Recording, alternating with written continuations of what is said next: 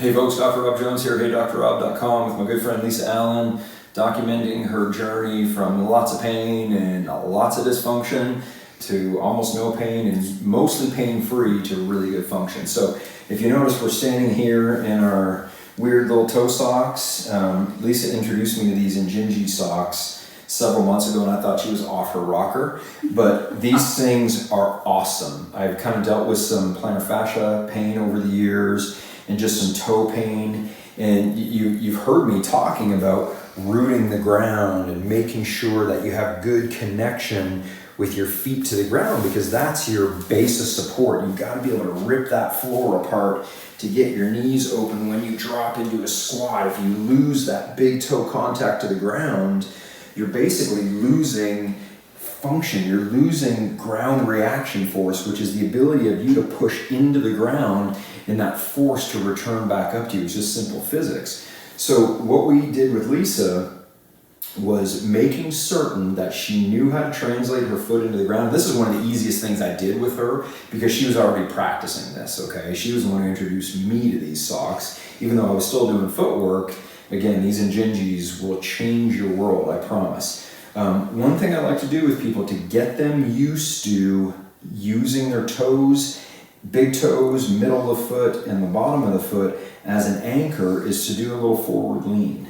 So if you basically get yourself into this position, tension your core and squeeze your butt, all I want you to do is just lean forward a little bit to the point where you feel like your heels are going to come off the ground. Don't let them come off the ground, but you'll feel your big toe dig into the ground. So you're going to come forward, lean back, come forward, there's my big toe. That much pressure into my big toe is what you should be feeling when you squat and when you lunge. And that's what we're going to do in this video today, is talk about lunging progressions, okay? Lisa's killing it on her squats, okay? A lot of people don't want to squat because they don't like the weight on their back, okay? They feel like it hurts. So what do? They lunge because it becomes easier. But let me tell you something, lunging is almost a little more complicated than squatting because your base of support is more narrow. So right now, my feet are further apart this way, but they're closer together this way. So I've got a lot more instability happening side to side here. I had a patient just in this last week who was complaining of chronic knee problems. She was a runner. And she showed me this online program she found for runners. Well, it was a lot of lunging. It was a lot of single leg squatting. Well, she hurt after every single time she did these routines. She wasn't getting better. It's because she was defaulting into this pattern, okay? Her knee was dropping into what we call a valgus pattern, and her big toe was coming off the ground, and she was swimming around all over the place. So let's go over the progressions on what you should do when you lunge. Okay. So let's start from the foot up. Let's go whichever foot you want to go forward. Okay, so as always, we're going to go through the checklist, okay? Intra-abdominal pressure, okay? Now, what I want you to think about when you are lunging is that front foot. You're going to spread those toes like a cat trying to protract its claws, okay? Now you're going to try to keep equal pressure from the heads of the metatarsals all the way up to the edge of the toes. And then you're going to pull back just slightly so you can feel the muscles of the arch kick in. Okay, now the importance of the muscles of the arch is they're like the core muscles for your foot. If you don't have the muscles of the arch contracting, your foot's not going to be stable, it's going to swim around. Look at this, I try to move her foot and it's super stable.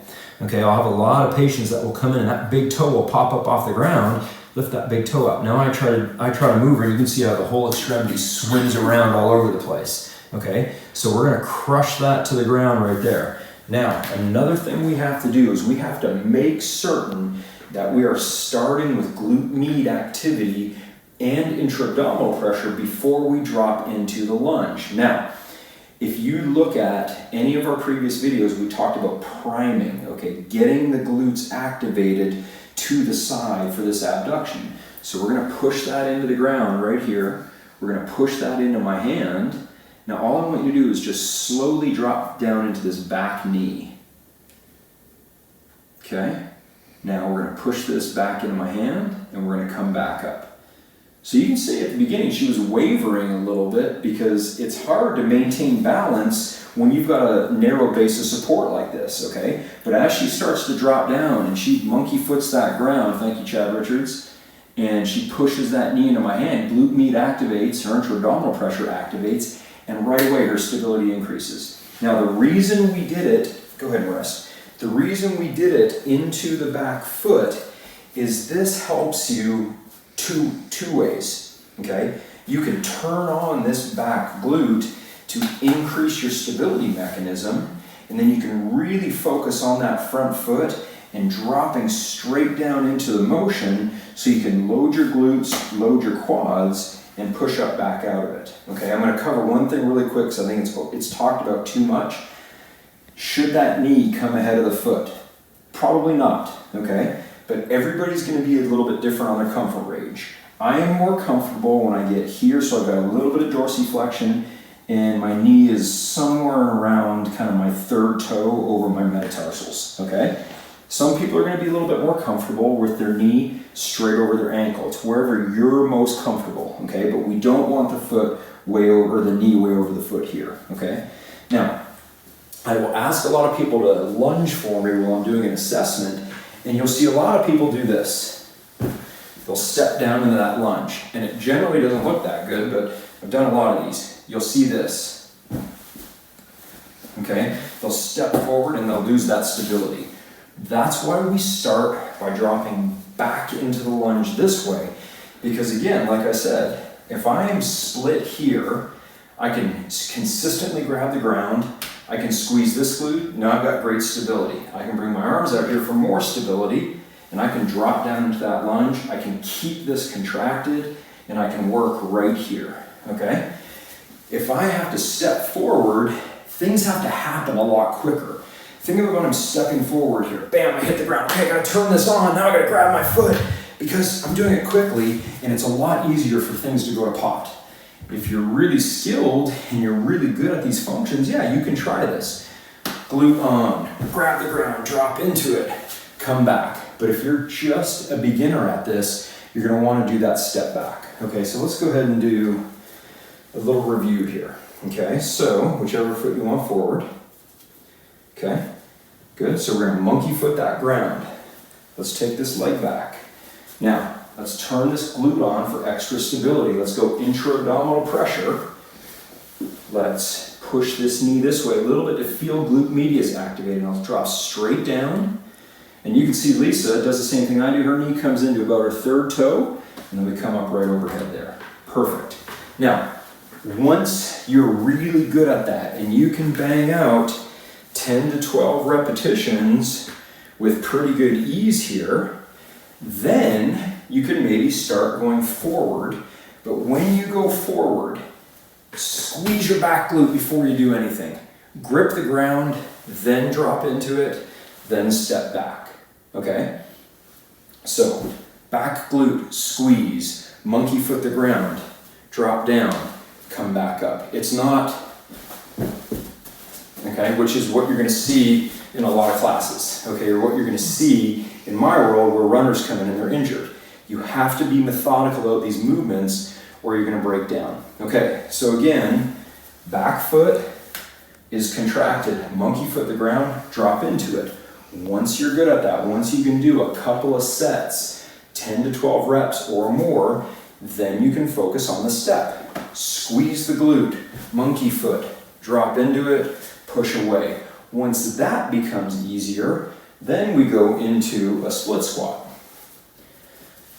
Now, if your balance is a little bit dicey on this, we'll start with a little support, okay? But the key on this is the key on all of the other movements. Monkey foot, intra-abdominal pressure, squeeze that back glute. Now let's drop that back knee to the ground. It doesn't have to go all the way around, it's dependent on your flexibility. And then we come back up. Now, we're building up glute pressure on the back leg because that adds to stability. Now let's try it without the support. She's going to bring her arms forward, build that glute pressure, monkey foot the ground, and you can see how nice and stable she is. Now, if you're a beast like Lisa, go ahead and rest. and you want to add in a little fun, and you're a little bit mean like I am, and you want to add in a little bit of torture, then you can do any number of things to make things more challenging. We can add in a mace bell. So let's go ahead and hold that up straight in front of you. Okay? Now, we've got an added measure of resistance and an added measure of stability here. So we're going to really monkey foot the ground, really do that back glute. Now, if you really want to be mean like me, basically you can have her move that while she's in these positions. So go ahead and drop down. Now take it into that position. So now she's challenging the heck out of her core, because think about what's happening here. She's having to drag that around onto this side of her, and her abs on this side are going crazy, trying to prevent her from falling over that way. So you should do this instead of any of those dumb Russian twists or any of those twisting crunches that are going to trash your back. So, sorry, I had to digress there a little bit, didn't I? Please digress. Okay, anything to add on that? Oh no, just do this and go through your checklist. Don't get in a hurry. Stay stable, squeeze your glutes, brace your core. So the reason this is so important is just not to get big and strong like bull. It's a functional movement, okay? There's a gentleman I follow named Peter Attia. He's a medical doctor, I believe, out of California. He said he trains for the Centenary Olympics, which I think is an awesome thing to think about. And what that means is he's trying to train to be functional when he's 70, 80, 90, 100 years old. And what does that mean? What that means is having the ability to kneel down to pick up your kid, having the ability to kneel down to do something in the yard, okay? Not losing that function where, oh God, I can barely bend because my knees hurt so bad. And you think that's maybe funny, a little awkward. My daughter filming this right now is giving me a look like you wouldn't believe. But that's what I see every day in clinic. And these are from people younger than me. I'm almost 50, okay? And these are from people in their late 30s who have to struggle to get to the ground, okay? What I tell my clients is if you can't go get your groceries, if you can't get up and down off the toilet, off the couch, you lose all of your choices in life because somebody else is making the decisions for you about where you're going to go and when you're going to do that. So these movements are about keeping you making your choices in your life when you're 70. Yeah, it's about your freedom. It's your freedom to move and your will to do what you want to do with your life. Okay, so hope you like that. Don't forget to subscribe, follow Lisa at Lisa Allen Fitness. And as always, don't forget to protect your back.